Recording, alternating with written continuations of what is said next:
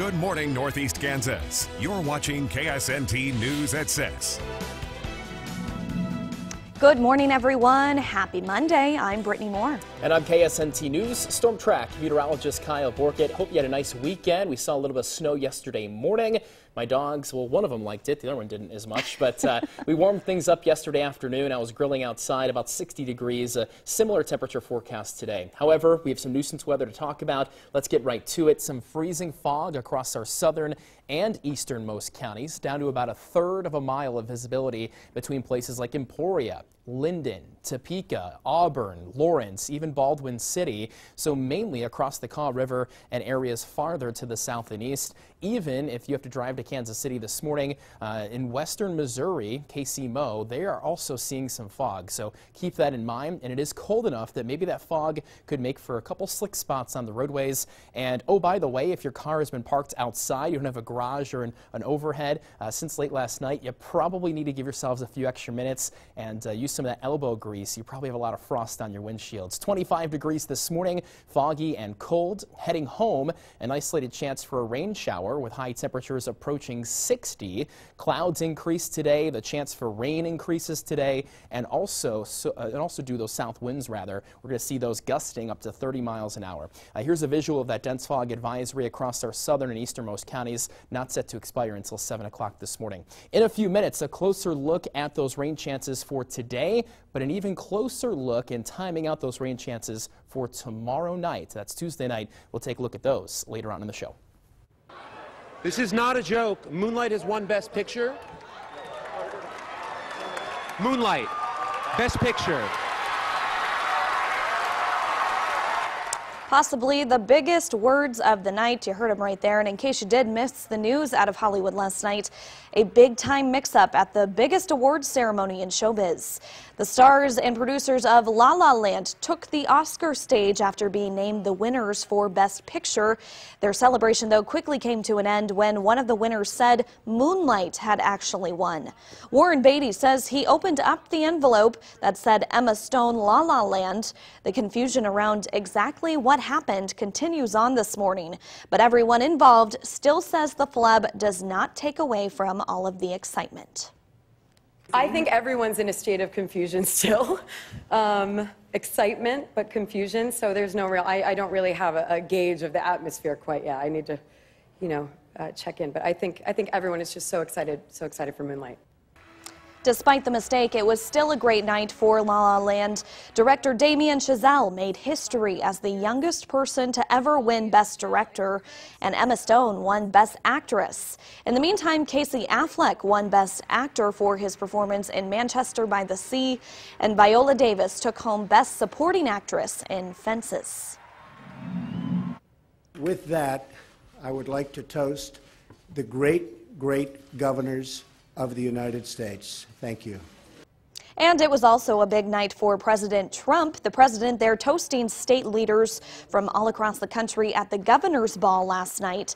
Various state governors gathered at the White House while the Oscars were also taking place to visit with the president and the First Lady for this big event.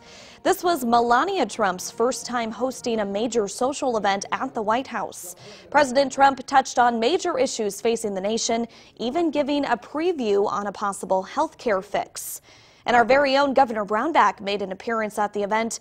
He tweeted last night that it was an honor to be hosted by the president at the White House. In other news this morning, a Topeka man is now in custody after a standoff that ended just a few hours ago. KSNT News reporter Austin Barnes joins us live from the scene now. Now, Brittany, I want to take you back to the scene here for just a minute. We are in the area of Southwest 16th and Fillmore this morning, and that's where this all happened, and it began around 4:30 yesterday afternoon. That's when this street was lined with police cars. The SWAT team was out here. Now, just kind of recapping exactly what led to all of this, they say that a man locked himself inside of a house just a few feet behind me here along the street. They say that he had a history of violence. That's what police told our KSNT crews as they were out here on the scene yesterday. That standoff wrapped up just about 12:30 this morning after tear gas was put in the house. The man inside peacefully surrendered, and we caught up with police just after he surrendered. Fortunately, we were able to make contact with him. It did take some time, but he came out. He was taken into custody. No injuries to either him or any officers or any bystanders on scene.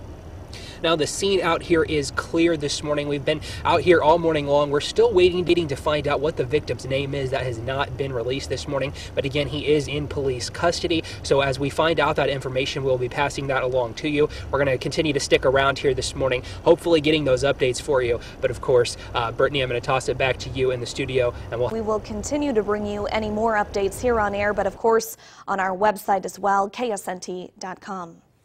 One man is seriously hurt this morning after being stabbed several times in Topeka's Oakland neighborhood.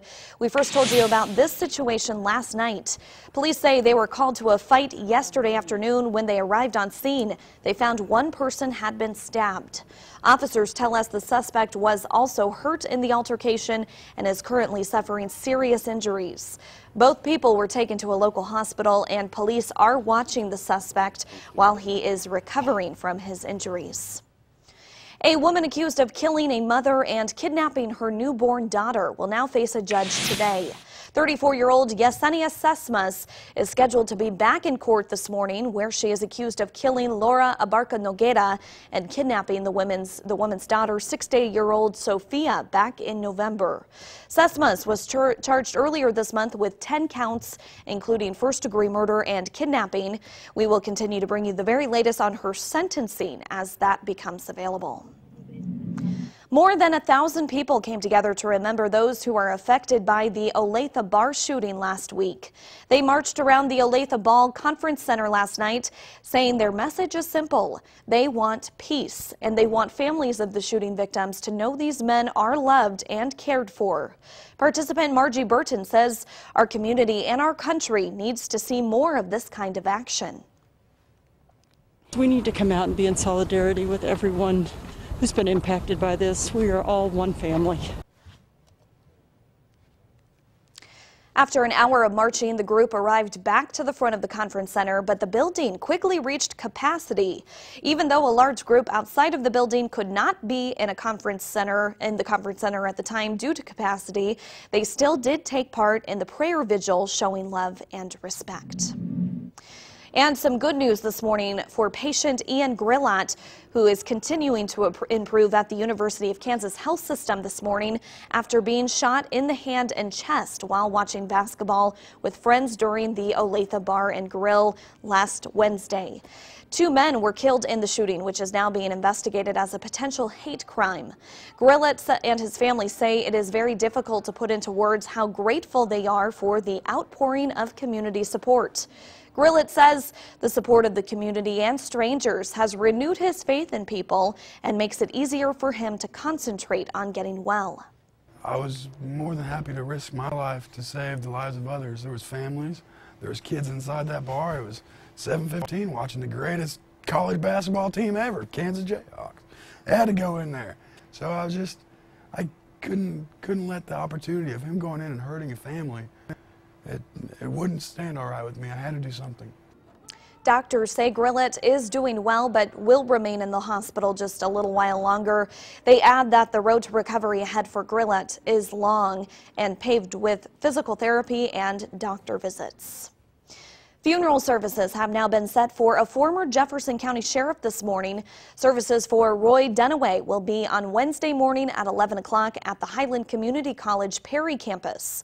A burial with sheriff's honors will then be at Oak Ridge Cemetery in Perry. The Barnett Family Funeral Home says Roy Dunaway was 74 when he died on Friday at a Topeka hospital. At this time, the cause of his death has not yet been released.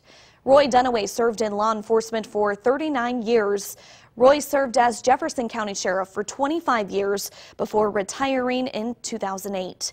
He had formerly worked for Santa Fe Railroad in Topeka 17 years before his career in law enforcement began.